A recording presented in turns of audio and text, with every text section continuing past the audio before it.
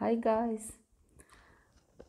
Today I am again sharing some objective question which is from medical and surgical nursing. Guys, these type of optional question will help you in competitive exams. Guys, when I will read option, you can choose correct answer in your mind. It will be your self assessment. तो guys start करते हैं, जो कि optional question है psychology से। और जो भी ये क्वेश्चंस हैं तो इसका आंसर आप जिस समय मैं ऑप्शन रीड करूं तो आप इसके चूज़ करिएगा करेक्ट आंसर क्या है, जिससे कि आपको अपना सेल्फ इवॉल्वेशन हो जाएगा, सेल्फ असेसमेंट हो जाएगा, तो थोड़ी सी समराइज हो जाएगा। चलिए स्टार्ट करते हैं। Question number 1, the word psychology was first use by. तो ये जो वर्ड है साइकोलॉजी, ये सबसे पहले किसने यूज़ किया था? ये जो ऑप्शन है, A Watson, B Rudolf Gockel, C Sigmund Freud, D Allport. तो guys correct answer is Rudolf Gockel. Then second question is the word psychology is derived from word। जो साइकोलॉजी का जो वर्ड है वो डिराइव हुआ है कहाँ से लिया गया? Option are psyche and logos. कौन से वर्ड से डिराइव है? Psyche and logos, B psyche and logos, C psycho and logo, D psycho and logos. तो गाइस जो साइकी एंड लोगस है, the word psychology is derive from two word psyche meaning it's mean mind and soul और spirit, and logos mean study. तो क्या है इसका मतलब? जो साइकोलॉजी है वो किससे लिया गया है? जो ग्रीक का वर्ड होता है साइकी और लोगस से लिया गया है। साइकी का मतलब क्या होता है? माइंड, सोल, स्पिरिट, और लोगस का मतलब होता है स्टडी। तो कुल मिला के हम बोल सकते हैं कि ये कंबाइंड है, जो कि स्टडी ऑफ माइंड हम इसे बोल सकते हैं। देन करेक्ट आंसर है साइकी एंड लोगस, जो कि मैंने अभी आपको बता दिया इसका meaning. Then question number 3, psychology is defined as. हम साइकोलॉजी को कैसे डिफाइन कर सकते हैं? Study of soul, B study of mental disease, then C scientific study of behaviour and mental process, और D study of mechanism of brain functioning. तो इन चारों में से कौन सा है जिसको कि हम डिफाइन कर सकते हैं, परिभाषित कर सकते हैं साइकोलॉजी को? तो करेक्ट आंसर है C scientific study of behaviour and mental process. ठीक है, कि ये एक साइंटिफिक स्टडी है जो कि एक मेंटल प्रोसेस और बिहेवियर की स्टडी है। कौन? Psychology. Then fourth one is which of the following is a branch of psychology. जो ये नीचे ब्रांच दी गई है इसमें से जो साइकोलॉजी की ब्रांच है वो है A developmental psychology, B abnormal psychology, C clinical psychology, D all. ये जितनी भी हैं ये सभी इनमें से कौन सी साइकोलॉजिकल की ब्रांच है?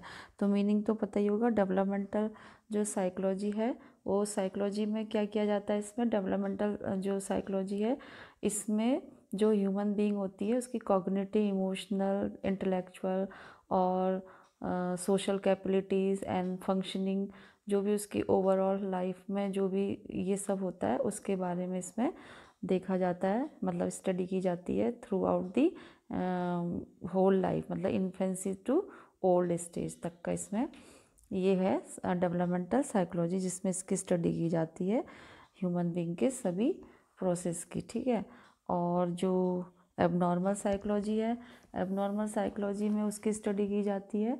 ये जो है ये इसको आप ऐसे करके बोल सकते हैं कि ये जो है किसकी ब्रांच है? Abnormal psychology is the branch of psychology that जो studies unusual pattern of behaviour, यानी कि जो अनयूजुअल यानी कि जो हम एक्सपेक्ट नहीं कर सकते उस टाइप का जो बिहेवियर होता है, एबनॉर्मल बिहेवियर, उसकी स्टडी की जाती है एबनॉर्मल साइकोलॉजी में। ठीक है, जो कि होता है रिलेटेड टू इमोशन होते हैं, थॉट्स होते हैं, और जो पर्सनैलिटी को क्या करते हैं?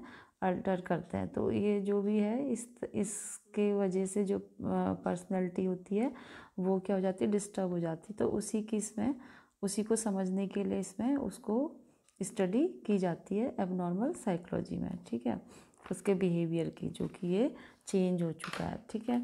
तो ये हो गया एबनॉर्मल साइकोलॉजी। और उसके बाद है क्लिनिकल, तो आपको मालूम ही होगा, it is related to the treatment भी बोल सकते हैं। और आपको मतलब जो इसमें आप इसको इस तरीके से डिफाइन कर सकते हैं कि इट इज़ एन कंबाइंड, यानी कि ये कंबाइंड स्टडी है जिसमें मतलब साइंस से रिलेटेड स्टडी इसमें करते हैं, जिसमें कि थ्योरी और क्लिनिकल नॉलेज की स्टडी करते हैं, जो कि किसी भी पर्सन को अंडरस्टैंड करने के लिए, उसके अगर कोई प्रॉब्लम है तो उसको प्रिवेंट करने के लिए, मेंटल प्रोसेस को उसके सही रखने के लिए, और अगर कोई उसको साइकोलॉजिकल डिस्ट्रेस है या डिसफंक्शनिंग हो गई है, उसको मेंटल डिसऑर्डर हो रहा है, तो उसको रिलीव करने के लिए इसमें ये क्लिनिकल साइकोलॉजी में इसकी स्टडी की जाती है। Combined science of theory and clinical, scientific study of theory and clinical आप इसको बोल सकते हैं, ठीक है। और उसकी जो वेलबींग होता है उसको प्रमोट करने के लिए स्टडी की जाती है, किसी भी पर्सन के पर्सनल डेवलपमेंट को और उसके सब जो वेलबींग है उसको मेंटेन करने के लिए इसमें स्टडी की जाती है, ठीक है। उसके बाद हो गया ऑल, तो इस या फिर ये सारे ही हैं।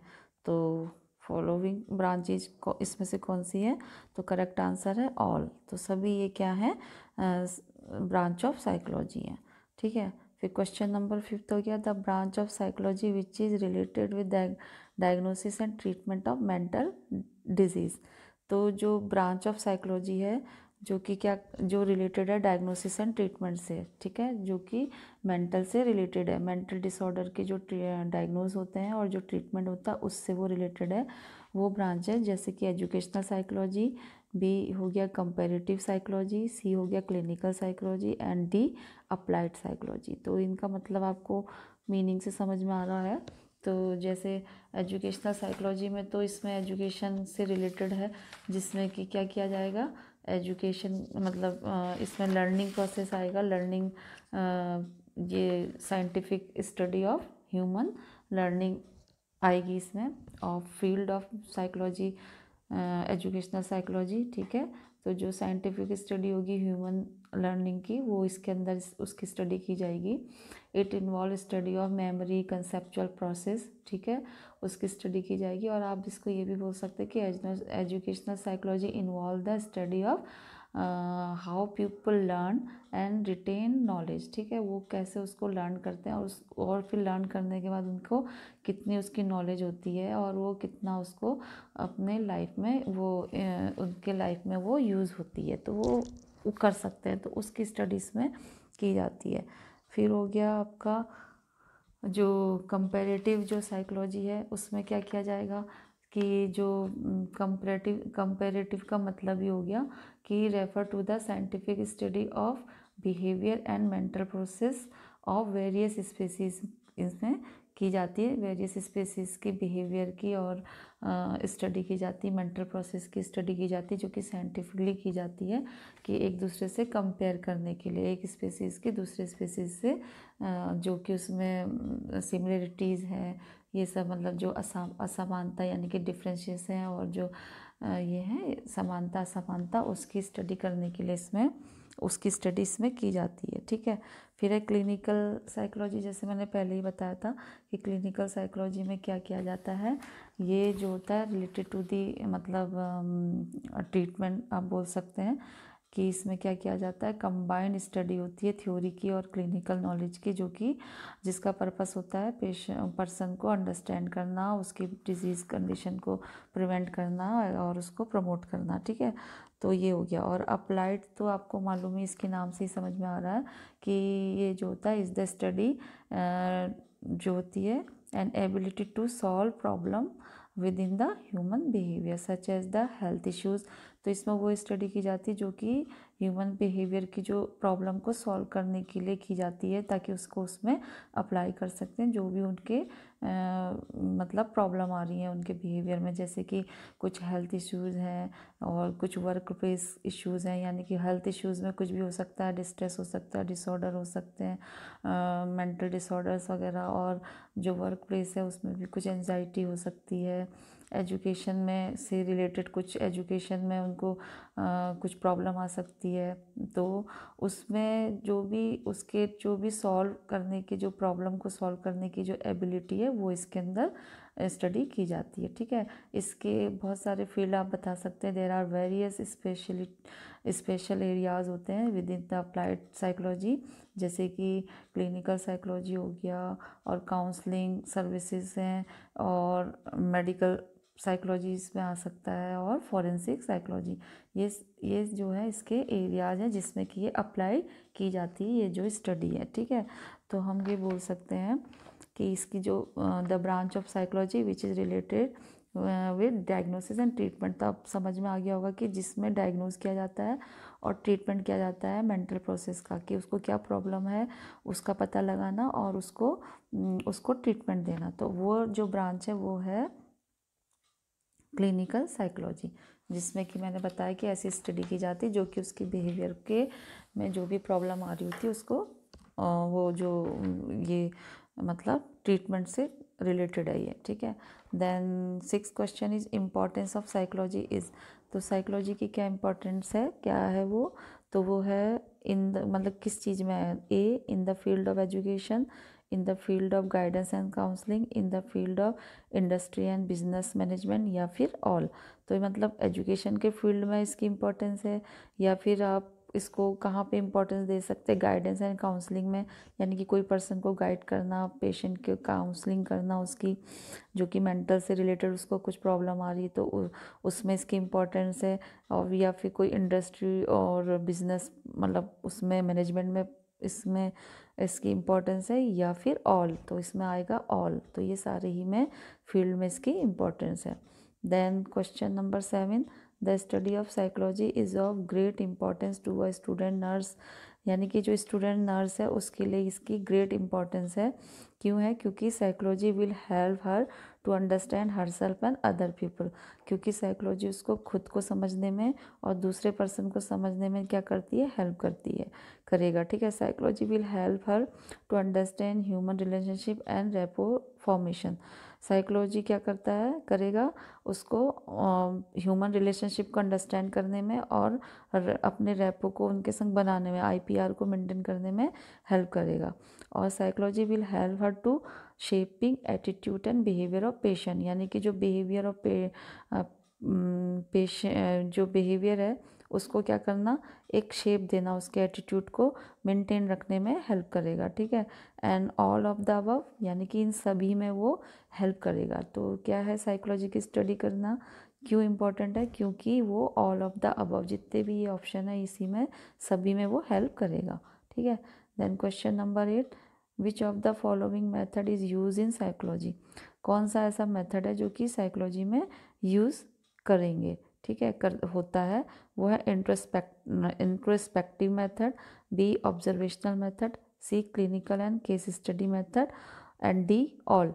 तो इंट्रोस्पेक्टिव मेथड मीन तो मालूम ही है। इंट्रोस्पेक्टिव जो मेथड होता है उसका मतलब होता है कि खुद का सेल्फ असेसमेंट करना। ठीक है, इंट्रो मतलब हो गया सेल्फ, और असेसमेंट मतलब इंट्रोस्पेक्टिव मतलब हो गया ऑब्जर्वेशन, यानी कि सेल्फ ऑब्जर्वेशन। तो इसमें ये आ जाएगा, एक मेथड तो ये हो गया, और दूसरा मेथड हो गया ऑब्जर्वेशनल मीन ऑब्जर्वेशन करना। ठीक है, यानी कि किसी को ऑब्जर्व करना, उसके मेथड, उसके जो प्रॉब्लम है, उसकी जो व्यू मतलब उसकी जो भी प्रॉब्लम आ रही है उसको ऑब्जर्व करना है, उसको कंपेयर करना कि पहले उसका बिहेवियर कैसा था और अब उसका बिहेवियर कैसे चेंज हो रहा है। तो उसके एनवायरनमेंट का बिहेवियर करना, वो ऑब्जर्वेशन करना। ये आप बोल सकते हैं कि इसके अंदर क्या क्या आता है, इसमें वो स्टडी की जाती है जो कि पर्सन में स्पॉन्टेनियसली जो उसमें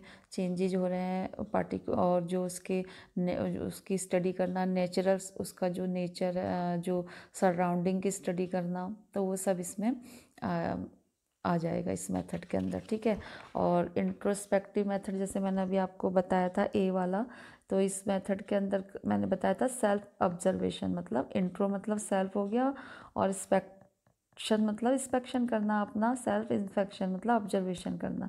ठीक है, कि हमारा जो है कैसा अपने अंदर झांक के देखना, कैसा मतलब हम अंदर अपने, हमको अंदर से एक आवाज़ आती है कि हम ये अच्छा कर रहे हैं या बुरा कर रहे हैं, या कैसा हम, हमारे अंदर का जो एनवायरनमेंट है वो कैसा है, मीन हम कैसा, हमारी बिहेवियर है, तो उसको देखना, ठीक है, उसको असिस्ट करना। तो ये हो गया इंट्रोस्पेक्टिव मेथड। ऑब्जर्वेशनल मेथड हो गया जो कि पर्सन के खुद के उसके बिहेवियर को स्टडी करना और उसके सराउंडिंग की स्टडी करना, क्यों उसके बिहेवियर में स्पॉन्टेनियसली कुछ अगर चेंजेज है तो वो देखना, उसकी स्टडी करना, ये सब आएगा, ठीक है।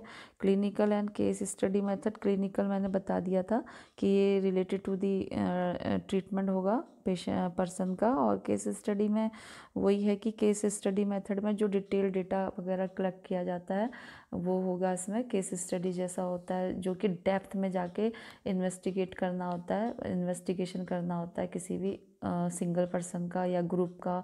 ये साइकोलॉजी में सिंगल पर्सन भी हो सकता है, अगर आप किसी सिंगल पर्सन की स्टडी कर रहे हैं, कोई पर्सन आया डिप्रेशन में है, क्या है उसकी प्रॉब्लम, तो उसकी डीप स्टडी करना, या फिर ग्रुप, अगर ग्रुप में कंपेयर करना, और या फिर कोई इवेंट या जो कम्युनिटी है उसके उसमें जाके क्लिनिकल उसकी स्टडी करना। ग्रुप में भी होता है, सिंगल भी होता है, कम्युनिटी में भी होता है, कोई इवेंट में भी हो सकता है। तो इसको इन्वेस्टिगेट करना, डेप्थ में जाके डिटेल में उसकी इन्वेस्टिगेट करना, ठीक है। तो इसमें रिसर्च मेथड जो होता है वो यूज़ किया जा सकता है इसमें, और ठीक है। तो ये हो गया केस स्टडी मेथड, और या फिर ये ऑल, तो ये या तो सारे ही हैं और या तो इनमें से कोई कौन सा मेथड है, तो वो आप बताएंगे ऑल। तो इसका मतलब हो गया which of the following method is use in psychology, ये सभी मेथड इसमें आते हैं, ठीक है। Then question number 9, simplest form और मेथड ऑफ थिंकिंग। तो जो सिंपल फॉर्म है थिंकिंग का वो है abstract thinking, B logical thinking, C creative thinking, and D perceptual thinking. तो गाइस अब हमें थिंकिंग देखनी है कि कौन सा जो सिंपल थिंकिंग कौन सी है, वो है ऑब्स्ट्रैक्ट थिंकिंग। तो ऑब्स्ट्रैक्ट थिंकिंग क्या होती है पहले तो ये समझना होगा। तो abstract thinking is the ability to understand concept that are real, ठीक है, जैसे कि फ्रीडम है, वल्नरेबिलिटी है, ठीक है, मतलब जो रियल बेस पे जो थिंक करते हैं, ठीक है, जो कि हो सकती है फ्रीडम पे करना, और जो कुछ ऐसी चीज़ पे करना जो कि क्या कर सकते हैं, जिससे कि कोई भी चीज़ जो जिसमें कि वो इजीली हार्म पहुंचा सकती है, जिससे कि कोई भी चीज़ इजीली हार्म पहुंचा सकती है, उस पे करना, फ्रीडम पे करना, ये होता है ऑब्स्ट्रैक्ट थिंकिंग, ठीक है। और दूसरा हो गया लॉजिकल थिंकिंग। तो लॉजिकल थिंकिंग क्या होती है, इसको रिफ्लेक्टिव थिंकिंग भी बोलते हैं, ठीक है। जो रिफ्लेक्टिव थिंकिंग और लॉजिकल थिंकिंग का जो एम होता है वो होता है eight solving complex problem rather than simple problem, यानी कि जो कॉम्प्लेक्स प्रॉब्लम है उनको सॉल्व करना होता है, ना कि सिंपल प्रॉब्लम को। तो जो कॉम्प्लेक्स प्रॉब्लम होती है उसको सॉल्व करने में ये इसमें थिंक किया जाता है। तो ये वाली थिंकिंग, ये इसमें कॉम्प्लेक्स प्रॉब्लम को सॉल्व किया जाता है, करने की थिंकिंग है। Then third one is creative thinking. Creative thinking क्या होती है, जो कि क्रिएटिव मतलब होता है इसका क्रिएट करना, इसका मेन एम होता है कुछ नया क्रिएट करना, किसी भी थिंग, इवेंट या सिचुएशन को इंटरप्रिटेट करना और उससे क्या करना, उससे रिलेटेड कोई भी न्यू रिलेशनशिप या कोई, या फिर एसोसिएट करना उसको, और उसको डिस्क्राइब करना। तो ये हो गया creative thinking. Then something new भी बोल सकते हैं। Creative thinking is chiefly aimed at creating something new, ठीक है। फिर उसके बाद हो गया perceptual thinking. Perceptual thinking it does not require the perception, ठीक है, इसमें कोई भी परसेप्शन की ज़रूरत नहीं होती है, और इसमें मतलब कोई भी रियल ऑब्जेक्ट नहीं चाहिए, इसके लिए क्या चाहिए, कोई एक्सपीरियंस चाहिए, ठीक है, मतलब कि जो interpreted of sensation according to one experience, कोई उसके एक्सपीरियंस के अकॉर्डिंग उसको इंटरप्रिटेट करना, ठीक है। It's name as concrete thinking, इसको हम दूसरे नाम से भी जानते हैं जो कि है कॉन्क्रीट थिंकिंग। तो करेक्ट आंसर है इसका परसेप्चुअल थिंकिंग। देन टेंथ है question number 10, in psycho analytic method the main focus on तो ये जो मेन फोकस होता है साइको एनालिटिक मेथड जो होता है वो है कॉन्शियस माइंड में करता है या फिर अनकॉन्शियस माइंड और बिहेवियर। तो इसमें से है कॉन्शियस, तो मालूम ही है कॉन्शियस माइंड क्या होता है, ये होता है awareness and response to one surrounding. ठीक है, जो एक पर्सन है उसको जो होता है वो अपने लिए क्या करता है, अवेयरनेस रहता है, अपने सराउंडिंग के लिए अवेयरनेस रहता है और वो किसी भी उस पर एक्टिविटी पे रिस्पॉन्स करता है। ठीक है, तो ये आप ये भी बोल सकते हैं पर्सनल अवेयरनेस और परसेप्शन ऑफ थिंकिंग। ठीक है, तो वो किसी भी उसको परसीव करता है कोई भी सिचुएशन को, तो ये आप बोल सकते हैं कॉन्शियस माइंड। ठीक है, फिर अनकॉन्शियस माइंड क्या होता है, enable to respond to stimuli. ठीक है, वो कोई भी स्टिमुलाइट से क्या नहीं करेगा, रिस्पॉन्ड नहीं करेगा। ठीक है, और वो ड्यू टू एनी इलनेस हो सकती है, क्यों कर रहा है ऐसा, क्योंकि वो एक इलनेस होगी लंबी, या फिर कोई इंजरी हो सकता है, या कोई ड्रग रिएक्शन हो सकता है, अल्कोहल हो सकता है, या चोकिंग ऑफ एन ऑब्जेक्ट, या कोई ऑब्जेक्ट से उसको चोक हो सकता है, तो उसके वजह से ये अनकॉन्शियस माइंड हो सकता है। ठीक है, देन हो गया माइंड। माइंड का मतलब हो गया एक आप बोल सकते हैं एलिमेंट, पार्ट और सब्सटेंस जो कि क्या करता है, और प्रोसेस दैट रीजन जो कि क्या करेगा, रीजन, थिंकिंग और फीलिंग, विल, परसीव, जजमेंट, इसमें वो काम करता है। ठीक है, बिहेवियर हो गया वे, ये हो गया वे ऑफ रिस्पॉन्स, यानी कि जो बिहेवियर है वो कैसे रिस्पॉन्स कर रहा है अपने पर्टिकुलर सिचुएशन पे और स्टिमुलाई पे, तो ये हो गया बिहेवियर। ठीक है, तो आप अब इसमें से साइकोलॉजिकल एनालिटिक मेथड जो होता है वो मेन फोकस होता है अनकॉन्शियस माइंड पे करता है। ठीक है, तो ये जो है टेंथ के आंसर हमने अभी 10 क्वेश्चन जो लेके आए थे साइकोलॉजी के, वो आपको इसके आंसर भी मिल गया और थोड़ा थोड़ा हमने समराइज करने की कोशिश भी की है, जिससे कि थोड़ा सा हमारा क्या हो जाएगा, समराइज हो जाएगा।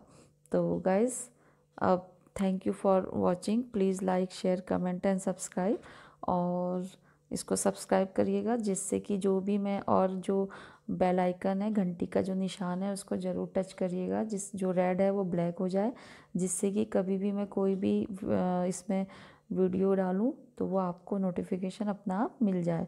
तो और मैं इसी तरीके से और भी वीडियो इसमें डालती रहूँगी एजुकेशनल से रिलेटेड, और ऑप्शनल क्वेश्चन भी हो सकते हैं, और कोई भी ऐसी जो एजुकेशनल मटेरियल जो कि आपको क्या कर सकते हैं, हेल्प पहुंचाएंगे। तो thank you for watching this video and goodbye, take care, फिर मिलते हैं नए वीडियो के साथ, बाय।